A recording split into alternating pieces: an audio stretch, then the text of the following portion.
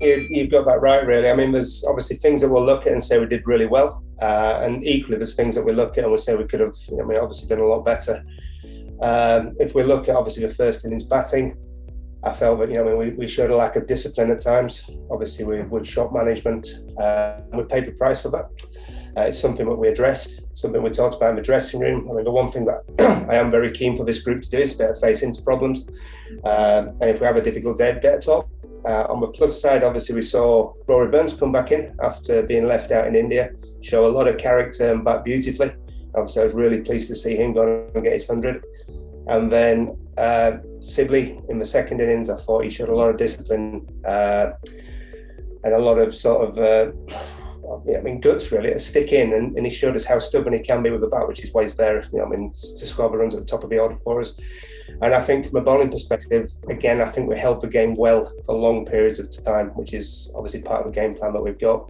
And it was great to see Ollie obviously take wickets as well.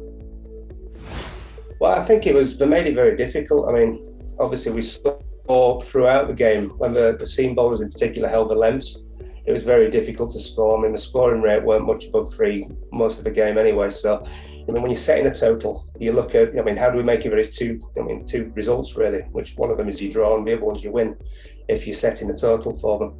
They made it difficult for us anyway. But at the same time, we thought, if we get ourselves in a position, we may be able to push a button. But unfortunately, we didn't find ourselves in that position. So, we had to settle for making sure that we saw the game through. I thought Dominic Sibley did a great job of doing that, showing the resilience that, he's well known for. It was very disappointing. What should have been one of Ollie's greatest days of his career, obviously didn't end up so good for him. And it was disappointing for us as a group. I think it was a stark reminder to us all, the responsibilities that we hold in the positions that we're in. And obviously there is absolutely no place in this game for any form of discrimination whatsoever. And he showed a lot of remorse. He apologised, obviously publicly, apologised to the dressing room. And I think it's been a really big learner for him. But I think the big thing was all his education. We're all striving to be better. None of us are perfect. And we all need, to follow through on the education, to make sure that we're learning all the time and we can make the world a better place. But, more importantly, we work hard to make sure that this great game is, inclusive for everybody. There's no form of discrimination in whatsoever. Yeah, from a distraction point of view, obviously, it's not what we wanted, that is for sure. And we were all very disappointed in what happened. But we had to, sort of get on with it really. We had a test match to play. So we knew the responsibility that we held to make sure that we do things better. And we also got on board.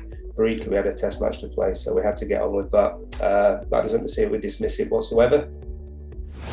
Obviously devastated, as you would be. I would say devastated, embarrassed, and very remorseful is the word that I would use.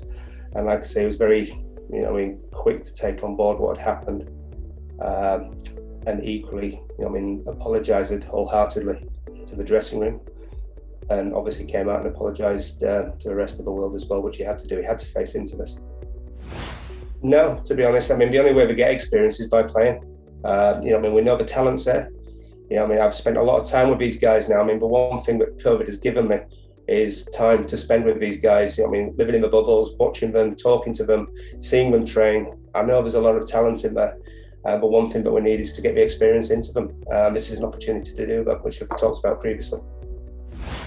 No, listen, Jack's absolutely fine. The reason we've added Dom to the squad is obviously any cover that we may need has to be in here with us. And obviously, if Jack was to feature, we would need backup for Jack, should we need any sort of concussion replace or anything like that. And if we are looking at a spinner, obviously if Jack gets injured leading into it, then we'll need somebody else there as well. So, it's just making sure that we're covered on our line.